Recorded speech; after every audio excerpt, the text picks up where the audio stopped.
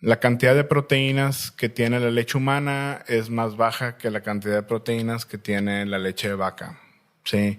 Y eso va muy relacionado con cuestiones de protección, por ejemplo, contra sobrepeso, obesidad, de protección contra problemas renales, porque si no hay tanta proteína, que buena parte de ellas, las que no se utilizan, se excretan por los riñones, pero si estamos tomando un alimento que trae demasiada proteína, lo que hacemos es sobrecargar al riñón. Al riñón. Entonces, a final de cuentas, le estamos dando golpecitos todos los días a ese riñón.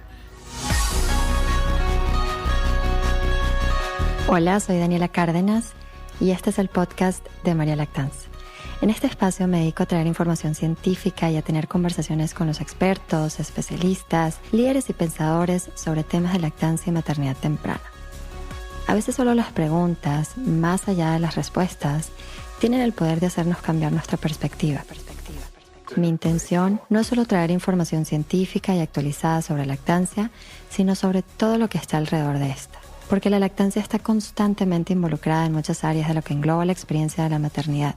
Si te gusta la información basada en evidencia científica, si te interesa aprender, actualizarte, cuestionarte e inspirarte sobre todo lo que tiene que ver con la lactancia y la maternidad temprana, quédate. Este podcast es para ti. Y una pequeña nota antes de empezar. Para quienes no saben, María Lactance es el techo que engloba todos mis proyectos de lactancia.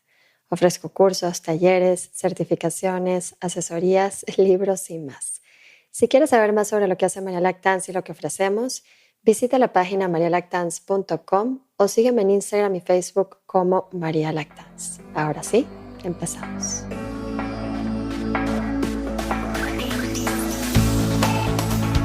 El tema del día de hoy es programación metabólica en el infante. Algunos de los puntos que vamos a tocar es qué es la programación metabólica, la importancia de los primeros 1000 días, el ambiente extrauterino, nutrición en el infante, genética y epigenética, calidad y cantidad de proteínas y su efecto, compuestos de la leche materna y su impacto en la programación metabólica, relación de las proteínas en la función renal y la tolerancia digestiva, lactancia y obesidad, padecimientos metabólicos a largo plazo y lactancia. Nuestro invitado del día de hoy es el Dr. Raúl Garza Bulnes. El Dr. Raúl es médico pediatra y neonatólogo y apasionado de la nutrición en las primeras etapas de la vida. Recibió su formación de la Universidad de Monterrey, la Universidad de Monterrey Christus Muguerza y el Texas Children's Hospital, así como el Southern California Women's Hospital. Además, tiene especializaciones en alta dirección por el IPADE y una maestría en ciencias de la educación. Actualmente tiene su práctica privada como pediatra neonatólogo y además es profesor titular de la especialidad de pediatría y de la especialidad de neonatología de la Universidad de Monterrey.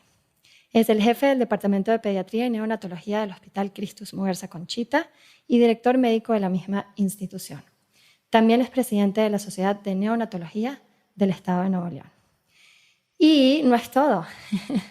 Es importante mencionar que culminó su carrera cum laude, tiene distintas menciones honoríficas. Oigan, es que es mi pediatra, entonces se los quiero presumir. El pediatra de mis hijos, en relación a su desempeño académico, pero además, eso, ¿no? Les quería presumir que es el pediatra de mis hijos desde hace 10 años. Parte de lo que lo hace, yo que te conozco desde hace 10 años, ya te lo he dicho, de lo que te hace tan buen médico, creo que hace mucha falta esto, es tu calidad humana, tus valores, la sencillez, la disponibilidad. Bueno, ya sabes que te aprecio demasiado, aunque no vaya a control de niño sano. Me da risa porque hice una entrevista con la doctora Claudia Gil y me decía, tenemos que hablar del control de niño sano, es que es súper importante. Y yo, sabes que yo no voy a control de niño sano, pero bueno, a ver si sí voy. Y bueno, vamos a empezar. Muchísimas gracias, Raúl, bienvenido, gracias por estar aquí. Yo sé que tienes una agenda muy apretada, entonces te agradezco mucho que estés aquí. Daniela, muchísimas gracias a ti por la invitación. Sabes que, como te dije, preséntame nada más como pediatra neonatólogo y apasionada porque es súper sencillo. Entonces, de la nutrición. Me manda el super currículum y me dice, no, hombre, tú di que soy pediatra neonatólogo y súper apasionada de la nutrición. Digo, ¿qué? No, ni de broma. Es súper importante también que sepan de dónde está viniendo la información. Les voy a platicar por qué escogí este tema. Yo obviamente sabía que la lactancia contribuye a una correcta programación metabólica, pero realmente no sabía este tema a fondo. Y el año pasado, en la Semana Mundial de la Lactancia, te oí dar esta plática de la programación metabólica y bueno, o sea, se me caía la baba de wow, toda la información tan interesante, tan valiosa, creo que tan importante de que se difunda y de que se sepa. Y pues esa es un poco la razón de por qué escogimos este tema. Entonces, a ver, platícanos para quien no sabe qué es la programación metabólica. Y para quien no está en el medio, en el medio de salud. Sí. Bueno, la programación metabólica temprana es un término que nace por ahí de los 80s, en el siglo pasado. Y va muy enfocada en algo que le llamaron ellos el estudio del origen y desarrollo de la salud y la enfermedad en el ser humano. Y de ahí parten una serie de estudios en donde se encuentran que muchas de las enfermedades que como adultos o gente de la tercera edad padecemos pudieran estar originadas o ser originadas en etapas, lo que le llamamos ahora etapas tempranas de la vida. Entonces, la programación metabólica significa que nosotros desde que sucede la fecundación, ¿sí? Y ahorita platicamos un poquito más de antes de eso, sí. Pero desde que sucede la fecundación de cada uno de nosotros, empieza a haber una serie de cambios genéticos, ¿sí? Que eso ya está, vamos a decir, predeterminado. Pero el medio ambiente en donde se está formando y desarrollando ese nuevo ser humano, luego se empieza a encontrar que influye mucho. Sí, antes se pensaba que pues, el bebé estaba dentro del útero de la mamá y que no había ningún problema, ¿verdad? Nada le pasaba, estaba protegido. Ahora sabemos que es todo lo contrario. O sea, que hay muchas cuestiones externas que empiezan a influir, no solamente en la cuestión física, sino también en la cuestión genética del bebé. Entonces, se acuña un término que se llama epigenética. Okay. ¿Sí? Y la epigenética, así a grandes rasgos, y para no entrar en mucho detalle técnico, es solamente cómo el medio ambiente afecta la conformación de nuestra genética o de nuestro genoma. Entonces, esos cambios pasan. En la fecundación se determina, pero en el transcurso de toda nuestra vida, empezando por ese momento, se va modificando, ¿sí? Y no se modifica solamente en esas etapas tempranas, sino que en todo el transcurso tenemos contacto, acceso, etcétera, a un medio ambiente que nos va modificando. O sea, la genética es, pues, lo que dices tú, ¿no? Un poco la lotería que te tocó de lo que traía tu papá y tu mamá y cómo se mezcló. Y la epigenética es cómo se van a activar y se van a desactivar esos genes. Esos genes, sí. Okay. O sea, los factores que hacen que se activen o se desactiven esos genes. Ajá. Entonces, háblanos un poco de cuáles pudieran ser, así a grandes rasgos, algunos de los factores que pueden afectar el que se active. Bueno, desde el embarazo hay situaciones como si la mamá fuma, el tipo de dieta que tiene, si tiene obesidad, si tiene sobrepeso, si está desnutrida, porque también empezaron a estudiarlo y vieron, bueno, pues con las mamás con sobrepeso, obesidad, pues sí hay más tendencia a que sus bebés tengan sobrepeso o obesidad, pero luego se encontraron que no nada más pasa con ellas, pasa también con las desnutridas. O sea, si no hay una buena nutrición durante el embarazo, el bebé va a nacer con peso bajo, y esos bebés que nacen con peso bajo también tienen mayor tendencia o mayor riesgo de tener problemas metabólicos, entre ellos sobrepeso o obesidad. Aunque pensemos lo contrario, ¿verdad? Oye, vamos a hacer, porque se me va a olvidar y se me hace algo súper interesante eso. ¿Por qué? O sea, uno tendría a pensar que si nacen con peso bajo, pues, o sea, no debería de pasar eso. ¿Por qué tienen mayor tendencia a tener esos riesgos metabólicos? Eso es algo que se encontraron en forma clínica al hacer los estudios y, bueno, pues ahora empiezan a ver o se empiezan a meter ya más a nivel molecular, vamos a decir, o profundo de, bueno, ¿cuál es la razón? O sea, como que uno dice, si la mamá tiene sobrepeso, pues bueno, uno puede pensar que el bebé va a tener mayor riesgo de sobrepeso, pero si la mamá está desnutrida, hay cambios en ese genoma, ¿sí? Que suceden durante el embarazo, en el genoma del bebé, que suceden durante el embarazo, cambios genéticos específicamente. Hay algunas cuestiones que, por ejemplo, el más común es algo que se llama metilación del DNA. Okay. Y el DNA, pues, es una parte que tenemos en todas nuestras células, que está predeterminada, que la tenemos, pero que estos cambios en el medio ambiente puede hacer que haya esas metilaciones. Okay. Y las metilaciones pueden ser, vamos a decir, positivas o negativas. Entonces, eso es lo que va generando los cambios. En mamás que están desnutridas, los niños en una buena parte tienen cambios en esas metilaciones que son negativos, lo que genera que las proteínas se expresen de diferente forma a lo que se iban a expresar si la mamá estaba bien en un estado nutricional adecuado, y que les generan los problemas metabólicos posteriormente. Exacto. Oye, y yo siempre pienso, ¿no? Porque, por ejemplo, llevándolo ahorita a la lactancia, siempre como que le dicen a las mamás, no te preocupes por tu nutrición, porque pues aunque tú no comas bien, tu leche va a estar bien. Y yo siempre he reflexionado sobre eso y digo, yo entiendo de dónde viene esa recomendación. Y pensándolo ahorita para el embarazo también, de que, bueno, sí ahí normalmente te checan cómo están tus niveles de ciertos nutrientes muy importantes. Digo, no de todos, porque yo ahorita que sé un poquito más, digo, no me checaron este y este y este y quién sabe cómo andaba, ¿no? Claro. Pero como que no se le da tanta importancia, es tipo, bueno, tú come y come bien y en el embarazo come doble por dos. Exacto.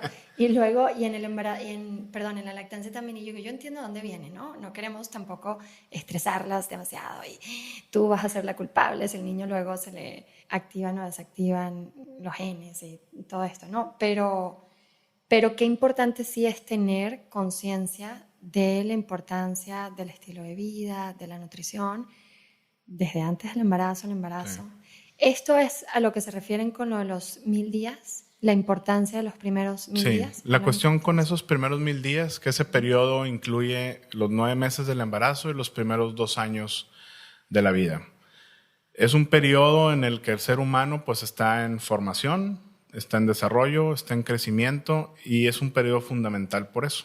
Ahora, lo que se ha encontrado es que la nutrición es parte fundamental en ese periodo. Y es un periodo que nosotros le podemos llamar en donde el ser humano es muy moldeable. Entonces, si uno, vaya como externo, vamos a decir como pediatra o el ginecólogo, maneja bien a su paciente, vaya, lo lleva lo mejor posible que se pueda en el transcurso de ese periodo, el efecto a su salud posterior va a ser bueno. Si en ese periodo ese ser humano tiene en el medio ambiente los efectos que tiene, las relaciones son negativas en todos los aspectos, o sea, nutricionales, psicológicos, emocionales, va a haber situaciones que vayan ocasionando esos cambios en su genética, que es ese tipo toxinas, como la metilación, etcétera, y eso vaya generando un riesgo aumentado para esa persona o ese niño, esa persona, para desarrollar enfermedades en etapas posteriores. Se ha estudiado mucho en enfermedades que no son transmisibles o infecciosas, aunque empieza a haber algunos datos sobre eso. Se ha estudiado más, o los datos que tenemos más son enfermedades que le llamamos metabólicas. Entre ellas, pues la de moda desde hace unos años, y en donde en México somos el primer lugar, desgraciadamente, es obesidad, sobrepeso, obesidad. Diabetes es otra de ellas, problemas cardiovasculares, alta presión, etcétera, ¿no? Hay algunos problemas de situaciones inflamatorias, o sea, síndrome de intestino irritable, colon irritable. Ese es un tema que me gusta y mucho. Otros problemas que también se han asociado a esta cuestión de cómo fue el desarrollo en esos primeros 1000 días de esa persona para poder haberse generado o ocasionado el problema posterior. Sí, y es que todo está conectado, exacto. Y algo que mencionaste ahorita es también la parte prenatal, porque nosotros al final de cuentas cerramos el círculo. Digo, yo soy pediatra y veo recién nacidos, veo niños, pero también vemos adolescentes. Y los embarazos empiezan en la pubertad o adolescencia. O sea, tenemos también una crisis aquí en México, una epidemia de embarazo en adolescente. Entonces, pero resulta que esos adolescentes traen arrastrando ese gran porcentaje de obesidad, de sobrepeso, obesidad que tenemos en el país, que somos el primer lugar a nivel mundial. Entonces, las adolescentes llegan ya con sobrepeso y obesidad obesidad a embarazarse.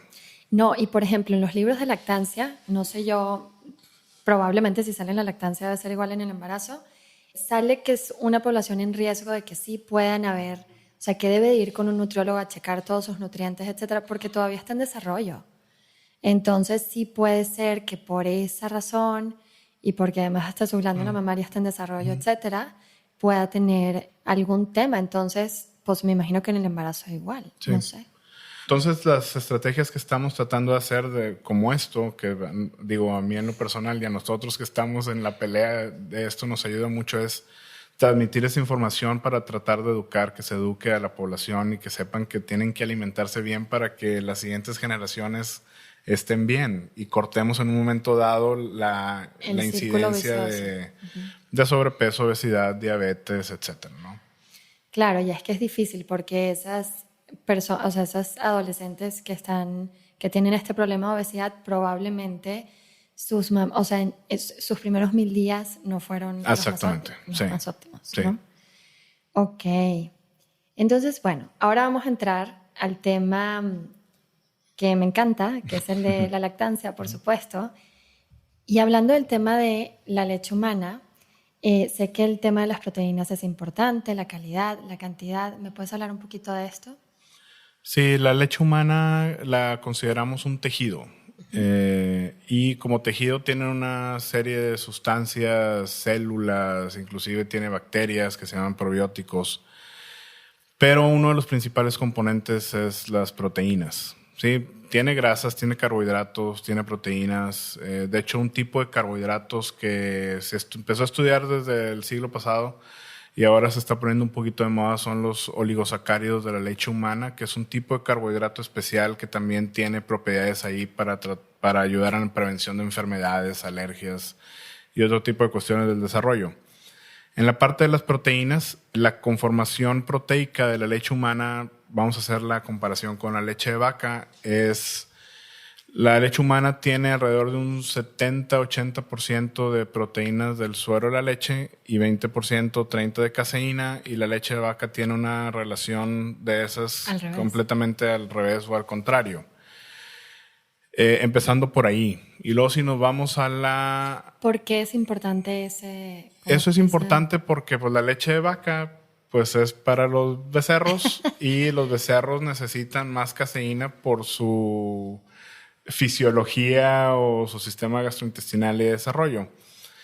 Los humanos, los bebés, no toleran tan bien la caseína. La caseína produce que la digestión, no sea tan adecuada. Y, toleran mejor las proteínas del suero de la leche, que es el resto de proteínas aparte de caseína, que en caseína hay subtipos, que ese es otro tema. Pero esa conformación hace que la leche humana para el ser humano sea más digerible, empezando por ahí. Ahora, la cantidad. La cantidad de proteínas que tiene la leche humana es más baja que la cantidad de proteínas que tiene la leche de vaca, ¿sí? Y eso va muy relacionado con cuestiones de protección, por ejemplo, contra sobrepeso, obesidad, de protección contra problemas renales, porque si no hay tanta proteína, que buena parte de ellas, las que no se utilizan, se excretan por los riñones, pero si estamos tomando un alimento que trae demasiada proteína, lo que hacemos es sobrecargar al riñón. Al riñón. Entonces, a final de cuentas, le estamos dando golpecitos todos los días a ese riñón, que puede terminar desarrollando... Que puede terminar pasando por un exceso de consumo. Pues insuficiencia renal y problemas posteriores. ¿Y eso en una etapa más adelante de la vida o desde que son chiquitos? Sí, generalmente es una etapa más adelante en la vida, no tan chiquitos, pero los estudios que hay... Es como comer mucho azúcar hasta que ya te empieza a fallar. Okay. Hay estudios que hay desde niveles altos de urea, que es una de las proteínas que se excreta, en niveles altos desde las etapas tempranas de la vida, o sea, desde la infancia o la etapa escolar, que son los primeros 6 años. Eso es en cuanto a la cantidad. En cuanto a lo que le llamamos nosotros calidad, es la conformación de esas proteínas. Las proteínas están conformadas por algo que se llaman aminoácidos, que son los elementos que conforman esas proteínas. Y el tipo de aminoácidos que es más, que se encuentra en mayor cantidad en la leche humana también es diferente a los que se encuentran en la leche de vaca. Hay unos aminoácidos que se llaman, o les llamamos aminoácidos insulinogénicos. Ay, eso se me hace interesantísimo. Sí. Ajá.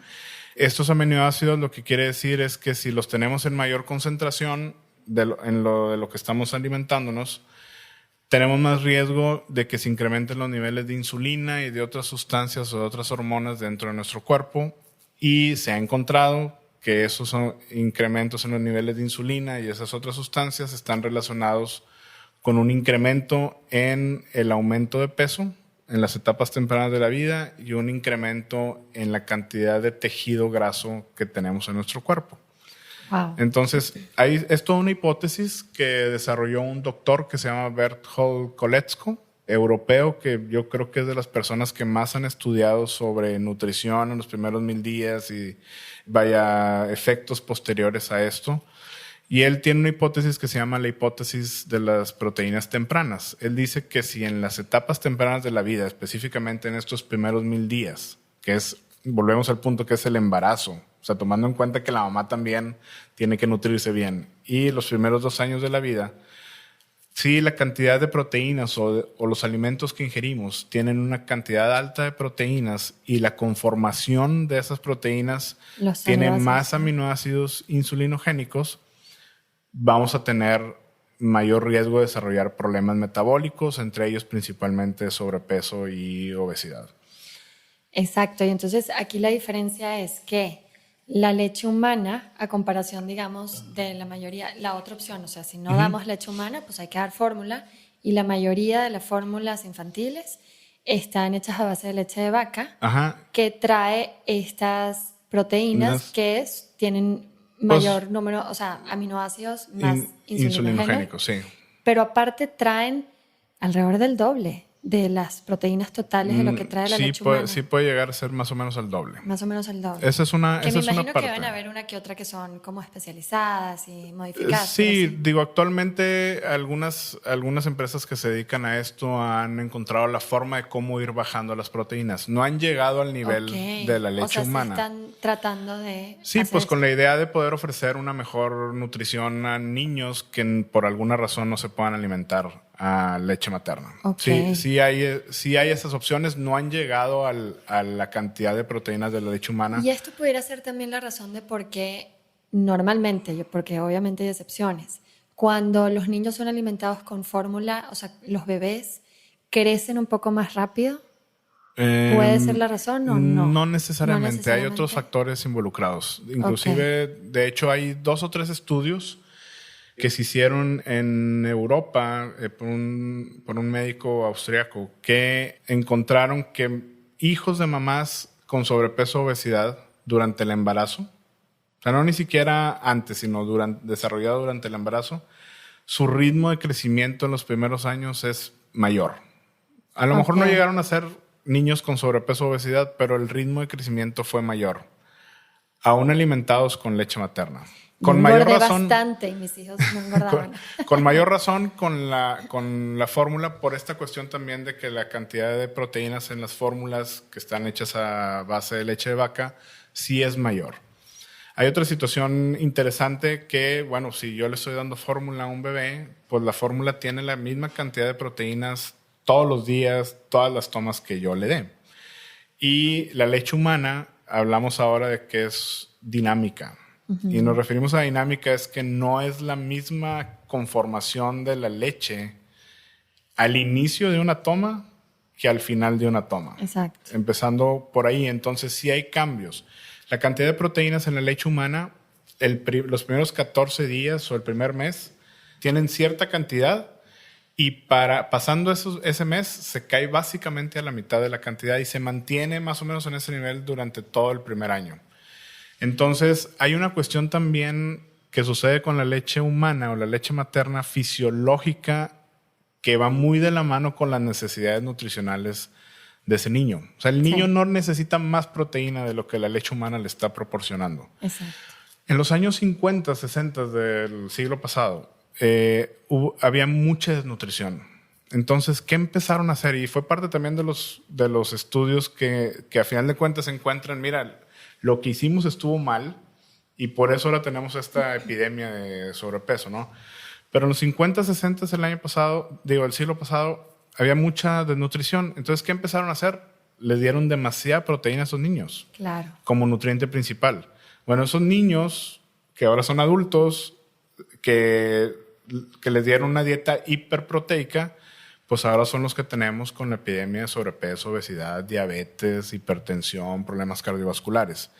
Estos empiezan a dar cuenta... Y qué interesante, porque yo me imagino que pasando los 2 años, como quiera también, sí traemos mucho el chip de que, bueno, si no te quieres comer lo demás, no importa, pero cómete la proteína, Sí.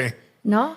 O sea, sí me imagino que en el resto de la niñez, igual Sí, claro. no hay que atascar a los niños de Sí, proteína, sí, sí. ¿verdad? Y no es que sea mala tampoco. No, Digo, no, claro. como lo menciono, es el nutriente principal y básicamente de lo que estamos hechos y conformados, la proteína es como el que las columnas, ¿no? Exacto. Pero sí es importante tomar en cuenta eso.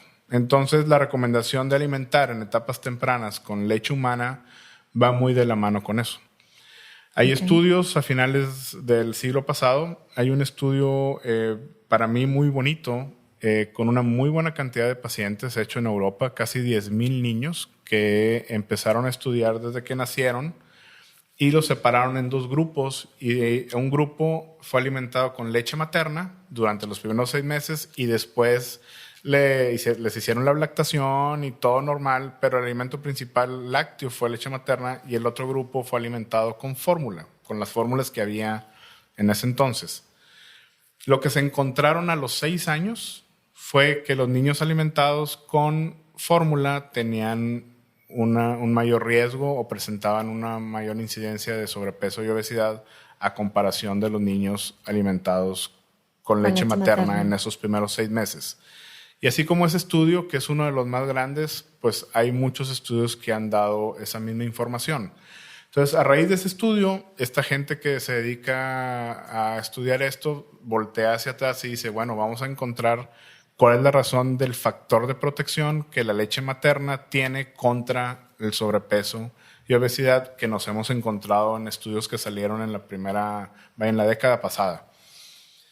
Y lo que encuentran es esta hipótesis del doctor Koletzko, que es la hipótesis de las proteínas tempranas. Es decir, la tipo de proteína que tiene la leche materna, la conformación, el tipo de aminoácidos que tiene en mayor grado, hacen esa mezcla que es adecuada para proteger contra el sobrepeso. Oye, ¿y hay alguna diferencia o se ha estudiado otro tipo de fórmulas infantiles, como por ejemplo, me viene a la mente las fórmulas que son solamente de aminoácidos para cuando hay un niño que no tolera ninguna fórmula, o las poquitas que son de otros mamíferos, como por ejemplo una fórmula hecha a base de leche de cabra, o la de arroz, la de soya? O sea, ¿hay alguna diferencia en este punto específicamente de las proteínas? Igual depende mucho de la conformación de esos aminoácidos, qué tanta cantidad, mucha o poquita tengan, y también el tipo de proteína.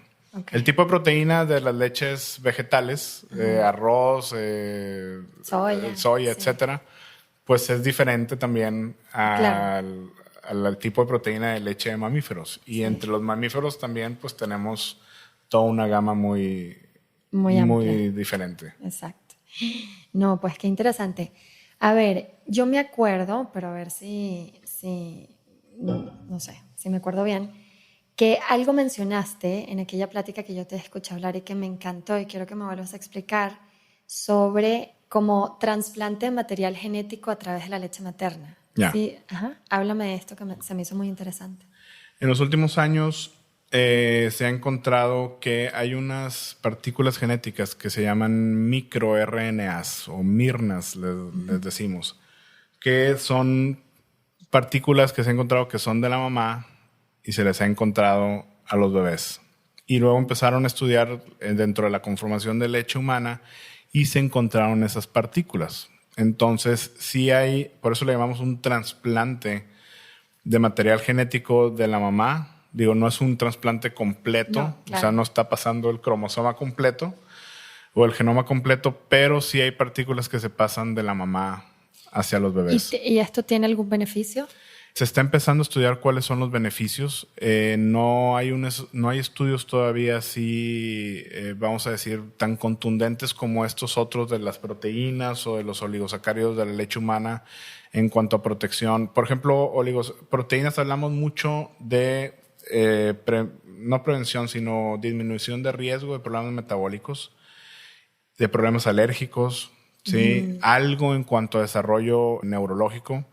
En oligosacáridos de la leche humana se han encontrado efectos ahí relacionados con los probióticos o con el microbioma de nuestro intestino, que son las bacterias que tenemos en el intestino. Como Porque que esos funcionan los oligosacáridos como prebióticos, es decir, como son la prebióticos, comida sí. Es la comida de esas que va a hacer bacterias. florecer esas bacterias, los probióticos, que son importantísimos. Porque, no, termíname de Sí, explicar. ahorita Ahorita te pregunto lo de los probióticos.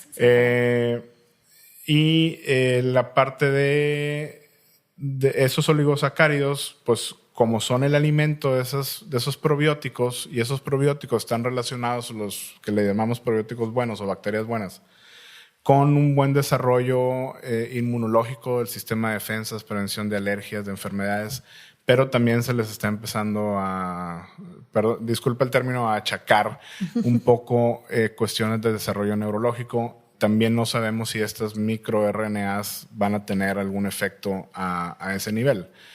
Lo que se sabe ahora y que no se sabía es que sí hay eso. O sea, la mamá le está pasando material genético a través de la leche humana. También, ¿verdad? Sí. También. Sí, la leche humana tiene células, así como tiene proteínas, grasas, carbohidratos, tiene células, tiene esas bacterias, tiene estas partículas genéticas. Y falta mucho que estudiar de la leche humana. O sea, realmente, hablar de leche materna pudiéramos estar semanas platicando de eso, de la información que hay, de lo que se conoce y de los efectos benéficos que se están encontrando en base a esto, y parte de esa relación de la leche materna con una programación metabólica temprana adecuada para tener una vida posterior pues adecuada o más saludable.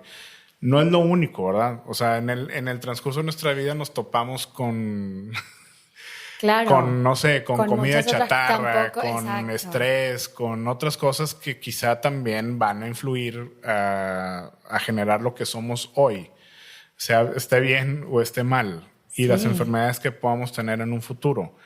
Pero sí se piensa ahorita que esos primeros 1000 días son fundamentales para tratar de minimizar el riesgo, vamos a decir. O sea, si el ser humano en el periodo del embarazo y esos primeros 2 años tiene un buen estado nutricional y los estímulos ambientales a los que se somete son positivos, su riesgo de desarrollar problemas posteriores va a ser menor. O sea, sí lo va a tener, pero va a ser mucho menor. Porque también va a depender de su carga genética, ¿no? Claro. Exacto. Sí. Pero, perdón, aún así, esa carga genética también se puede modificar positivamente. Vamos a decir, claro.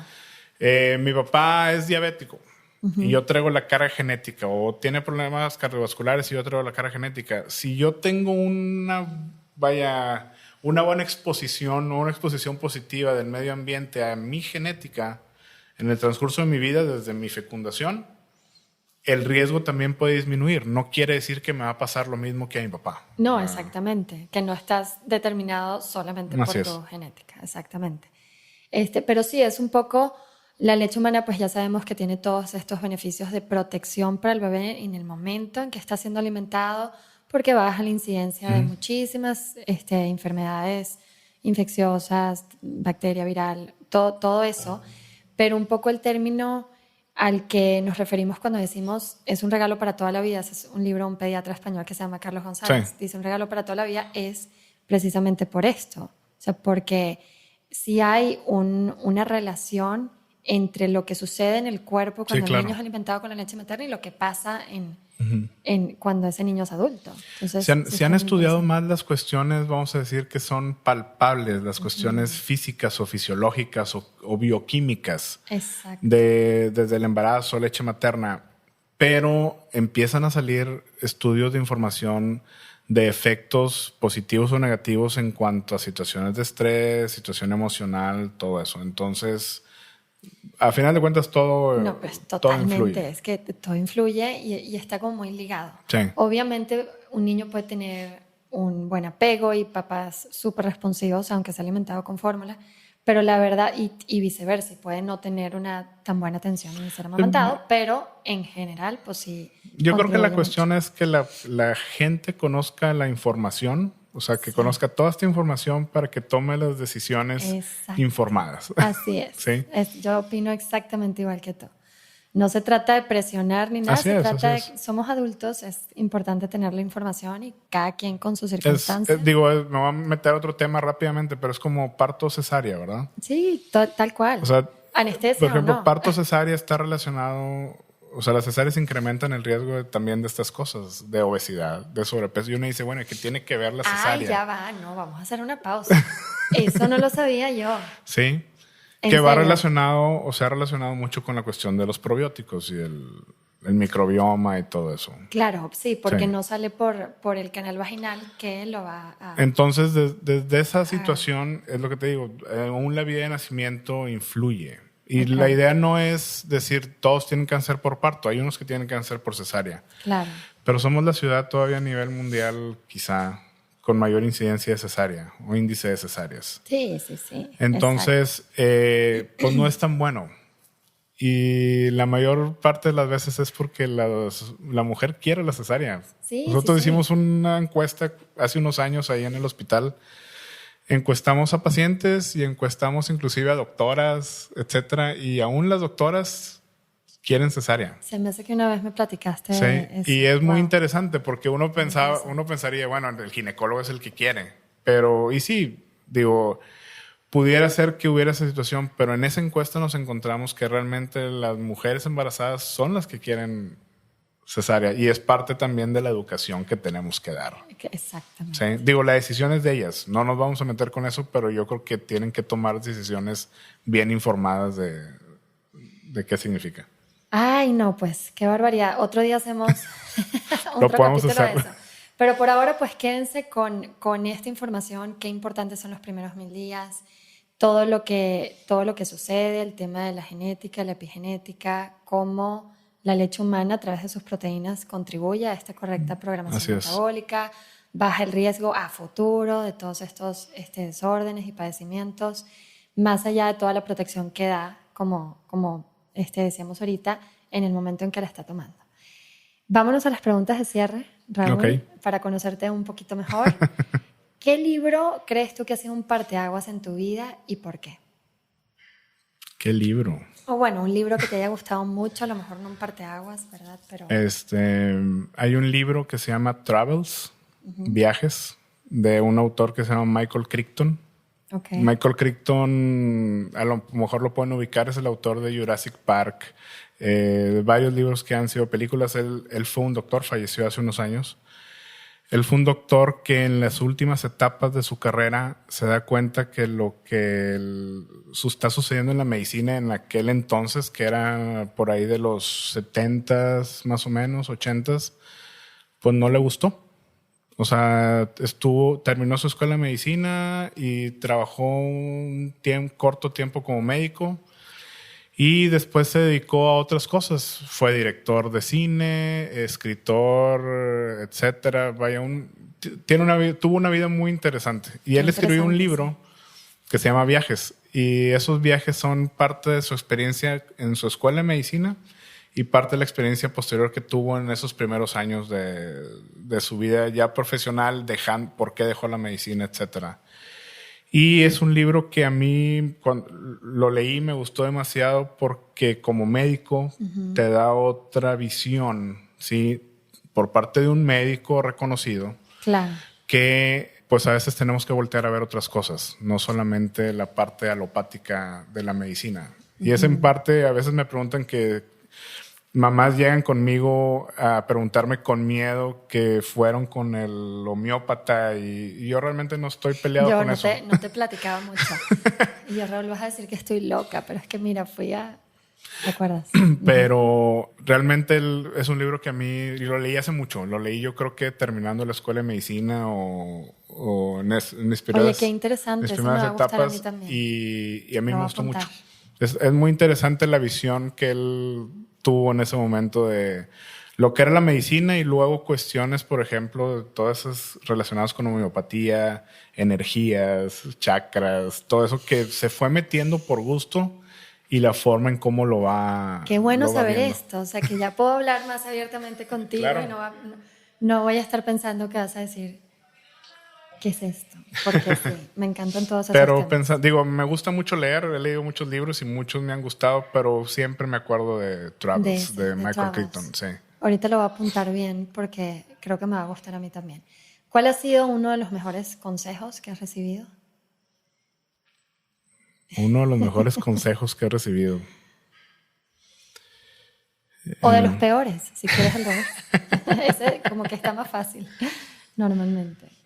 Yo por parte de mi papá he recibido, muchos consejos y más que consejo es el ejemplo. Y yo creo que lo que soy ahorita o como me desenvuelvo en mi vida profesional, porque él es médico también. Y es un médico que fue patólogo muchos años y luego empezó a meterse en la cuestión de bioética, que para mí es muy importante y yo creo que a él he aprendido eso. Entonces, no me acuerdo de un consejo así, específico o puntual, pero he tenido muchas pláticas con él en mi vida profesional en cuanto a cuestiones que se presentan, agraciado, desgraciadamente, y yo creo que el ejemplo ha sido muy bueno, pero quizá como consejo es siempre hablar con la verdad. Y bueno, soy pediatra, soy especialista en recién nacidos y veo casos muy complicados. Es siempre ofrecer toda la información a los papás en el caso de nosotros, de lo que está pasando con sus bebés. O sea, si tú les dices la verdad de lo que está pasando y los educas, aunque el caso esté muy grave, los papás te van a ir entendiendo poco a poco cuál es la situación. Y quizá si el desenlace no es el que todos queremos, ese duelo que ellos van a vivir lo empiecen a vivir en una forma más adecuada. Entonces quizá ese es uno de los buenos consejos que he recibido en la vida y que lo he seguido llevando a cabo. Qué importante. Sí. No lo había pensado. Bueno, Raúl, ahora sí, gracias por estar aquí. Tuvimos algunos problemas técnicos, ando bien estresada. Sin problema. Ya sabes que conmigo hay confianza. No me puedo morir que contigo, pero bueno, qué gustazo, qué honor. Gracias de todo corazón. Y ahora, para las personas que te quieran contactar, que pues quieran una cita contigo, que quieran saber en dónde te pueden contactar, por dónde te pueden buscar. Ok.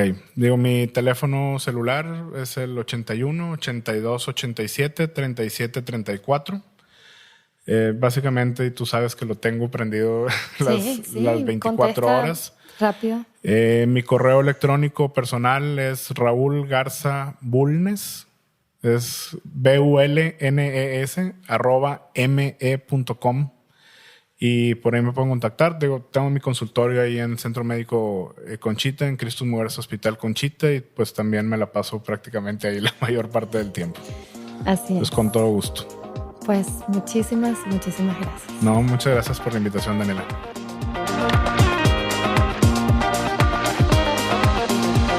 Y no nos podemos despedir sin hablar de una lactancia consciente. Una lactancia consciente es el libro que no intenta convencer a nadie de que amamantar es la mejor opción.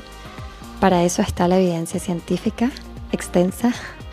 Más bien la intención que tiene este libro es ayudar a toda aquella mamá que ya está convencida de que quiere amamantar, pero no está segura de cómo hacerlo o está consciente de que existen muchísimos mitos desactualizados sobre este tema que más bien pues, pueden traer muchos problemas.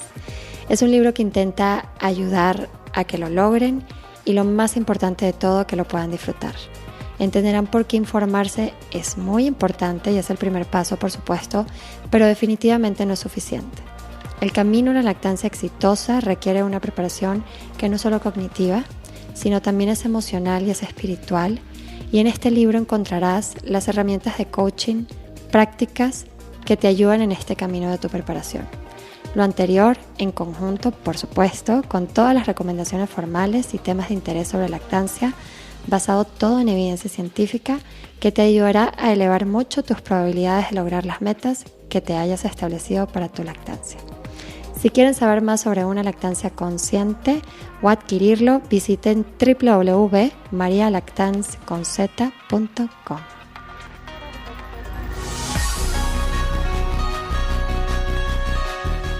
Muchas gracias por escuchar.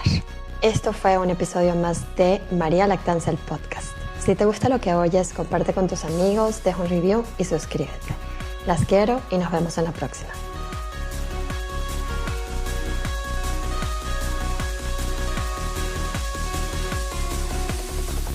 Sí.